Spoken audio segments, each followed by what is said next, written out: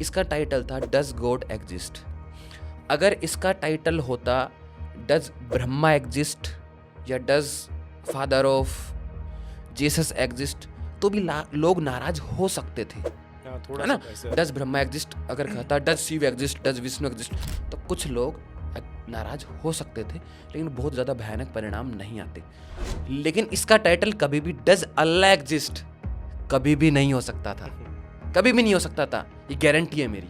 क्योंकि उनको पता था कि अगर आप इस्लाम से कुछ भी कोट करोगे तब मुफ्ती इस्माइल साहब चाहे कितने ही बड़े मौलाना हो, मौलवी हो, अगर वो इस टाइटल के साथ डिबेट करते डज अल्लाह एग्जिस्ट, तो मैं कहता हूं उनके खिलाफ भी फतवा जारी हो जाता। इस्लाम और क्रिश्चियनिटी के अंदर सिर्फ 10% फिलोसॉफी है और वो भी बोरोड है। इसको बोलते हैं गॉड ऑफ गैप्स, समझ रहे हो। जो साइंटिफिक लोग थे उनकी थ्योरी को उठाया, जैसे एविसेना की नॉन कंटिजेंसी थ्योरी को इस्लामिस्ट लोगों ने उठा लिया, उनके कंक्लूजन्स को रिजेक्ट कर दिया और अपने कंक्लूजन्स वहाँ पे बिठा दिए, जिसके पीछे उनका कोई लॉजिक नहीं है। मास ऑडियंस चाहती है कि यार मुझे अल्टीमेट ट्रूथ मिले, एक एक्सप्लेनेशन मिले, और एक्सप्लेनेशन भी मास ऑडियंस को कैसी चाहिए जो उसको सेटिस्फैक्ट्री लगे। कंटिजेंट थिंग क्या है? ऐसी कोई भी चीज़ जो एग्जिस्ट करती है लेकिन वो नहीं भी कर सकती थी।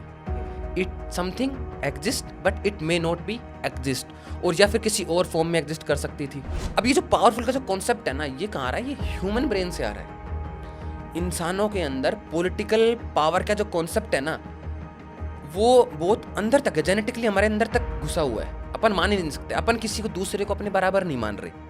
हर आदमी को ये लगता है कि मैं इससे बेटर हूँ और इससे नीचे हूँ, समझ रहे हो। ऐसा भी नहीं कि इंसान हमेशा खुद को बेटर मानता है, लेकिन इंसानी क्लास तो बना ली।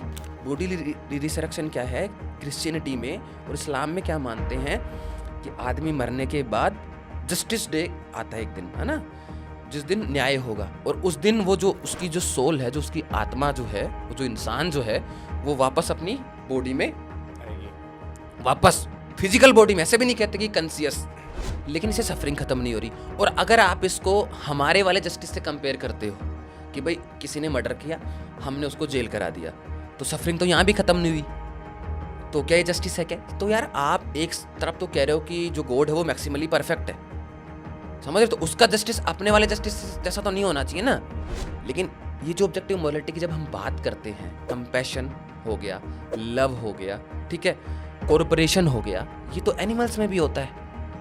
उन्होंने तो कोई किताब नहीं पढ़ी, उन्होंने कोई कुरान नहीं पढ़ी, उन्होंने कोई गीता नहीं पढ़ी, है ना। जैसे अमित शाह को जब कोरोना हुआ था तो बहुत सारे लोग ट्विटर पे मतलब जब उन्होंने ट्वीट किया तो खुशी मना रहे थे। एक आम आदमी के पर्सपेक्टिव से आप देखोगे तो कोई आदमी बीमार हुआ है, जानलेवा बीमारी, उसको वो मर सकता है, तो आपको काइंडनेस ही आएगी।